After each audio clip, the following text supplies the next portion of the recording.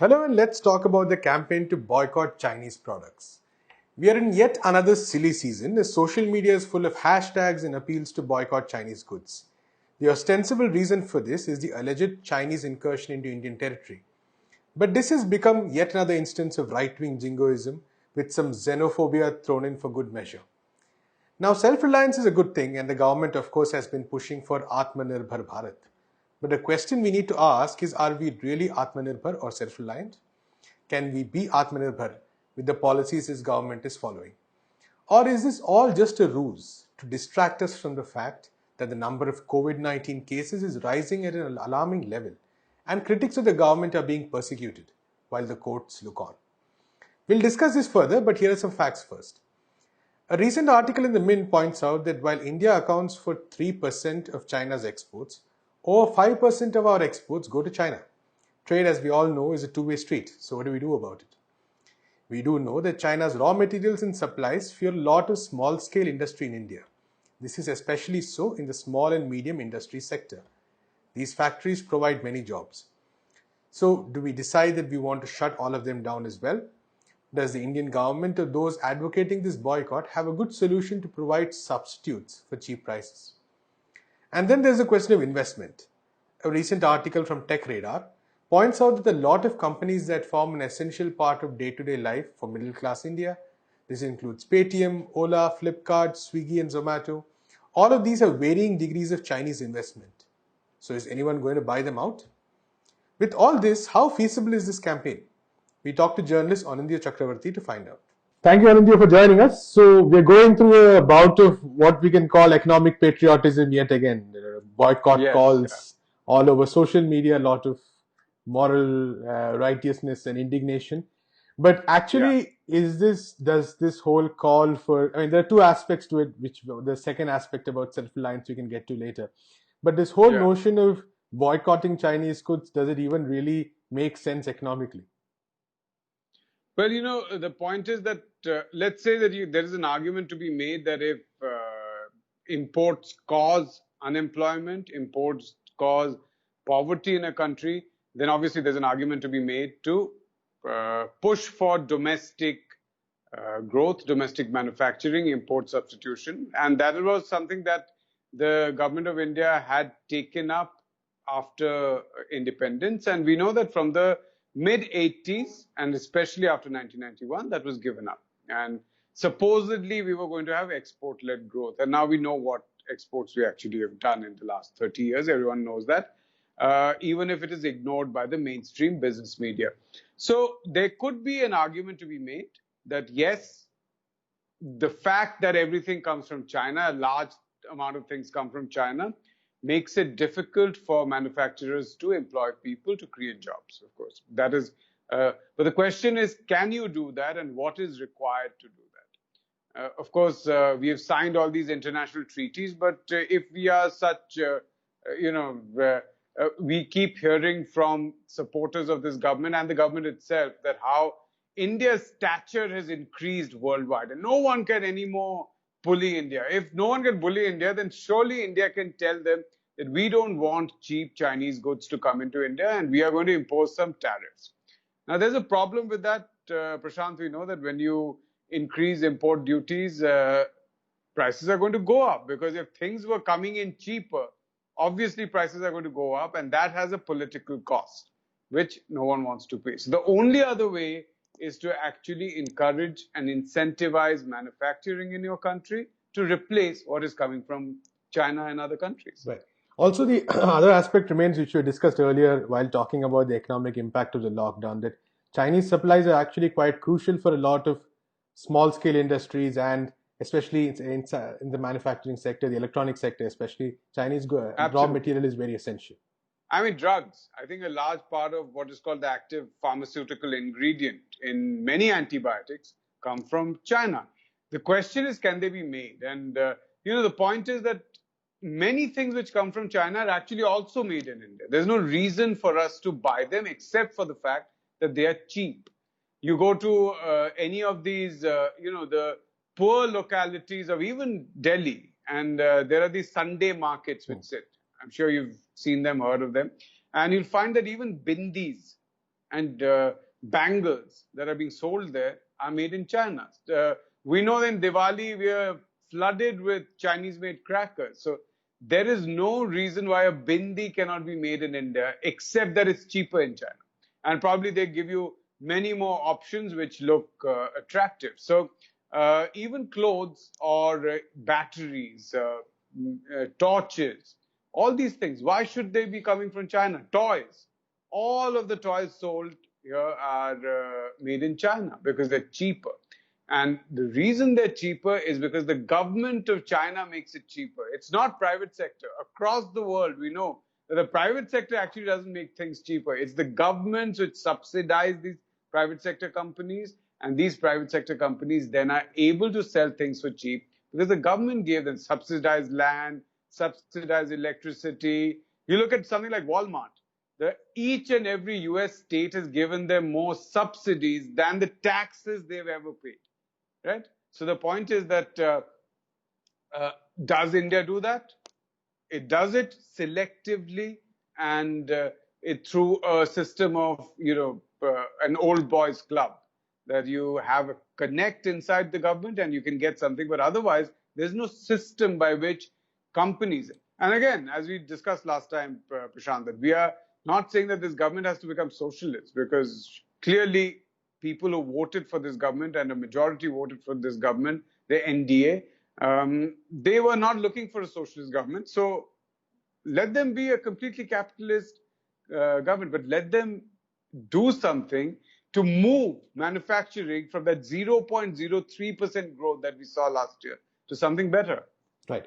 And of course, there's also the political aspect of, say, creating a sense of jingoism, an element of Yeah, xenophobia that comes into all these calls, which is so really. when so there is a two-pronged thing. One is that, of course, you have this so-called Chinese incursions taking place, which the government has, and government-friendly defense analysts have denied and said no such thing has taken place.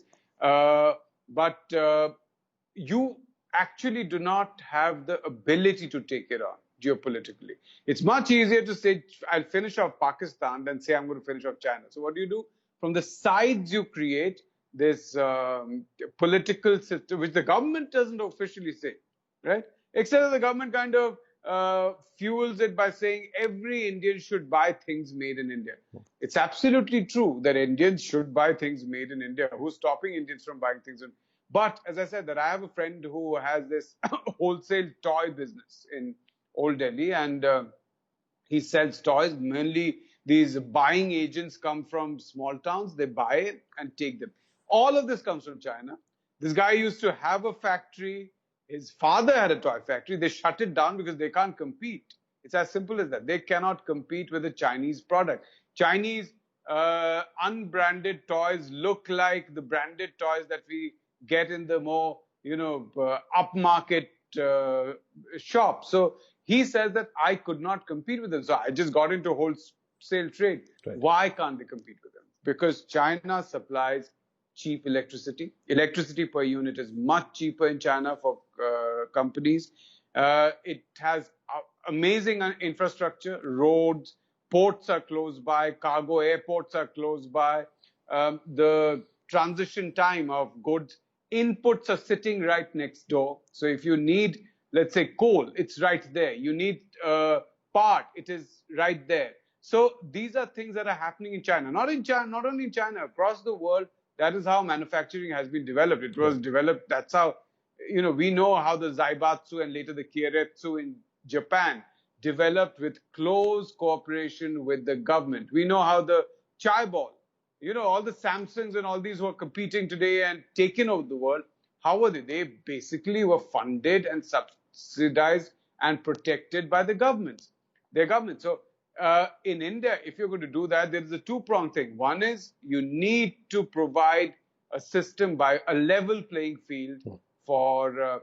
This is, by the way, what the Bombay Club had said in 1991 when the country was opening up, that give us a level playing field.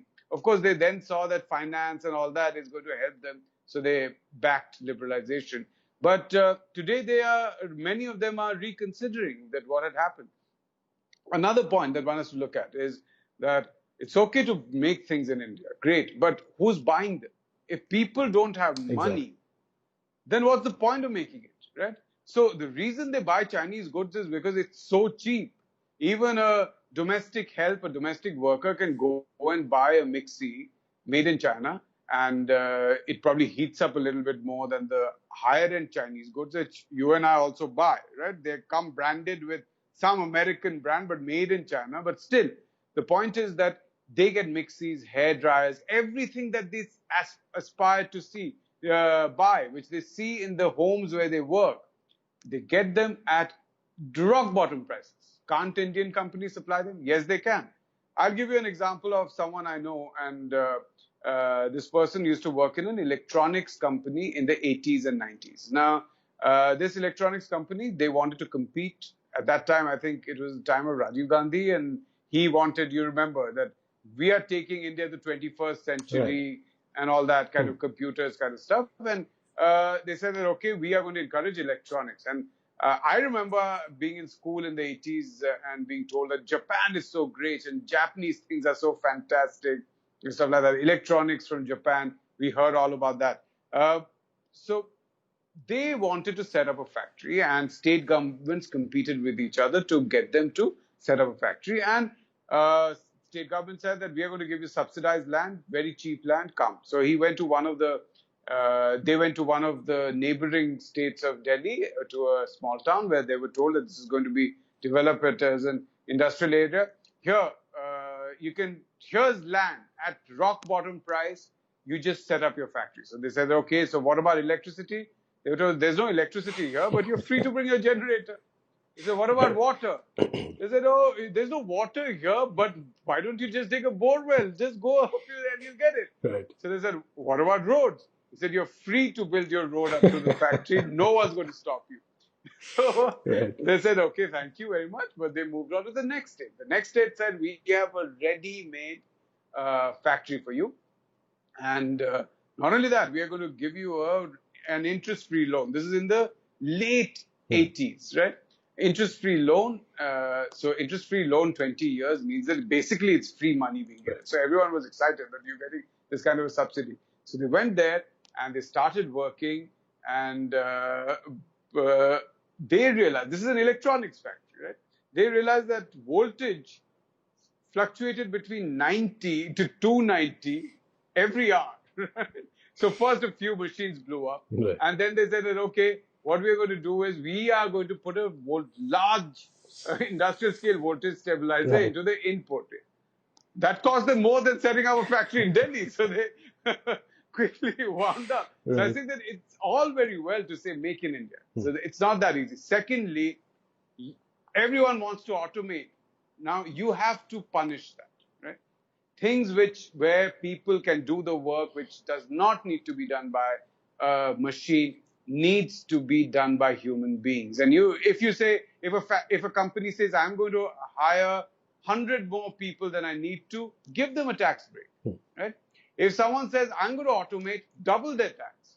So there are ways to incentivize companies to hire people. And that we keep hearing about labor laws doesn't allow us to hire. This is all complete poppycock, because we know that labor wage cost is between 2 to 3% in the manufacturing sector. You can sack half the people and you save 1% of your total cost. So and in any case, everyone hires on contract. So the real issues are government policies. Governments need to get in, invest. And if the Modi government is serious about this, it will do it. But it's shown that it's actually not serious beyond these slogans of Atmanirbhar and boycott Chinese products on Twitter. And of course, that people who are doing it in the IT cell are probably using Oppo and Xiaomi phones. Right. Thank you so much, Anindya, for talking to us. Thank you so much. And that's all we have in this episode of Let's Talk. We'll be back on Monday with the latest news developments of the day. Until then, keep watching NewsClick.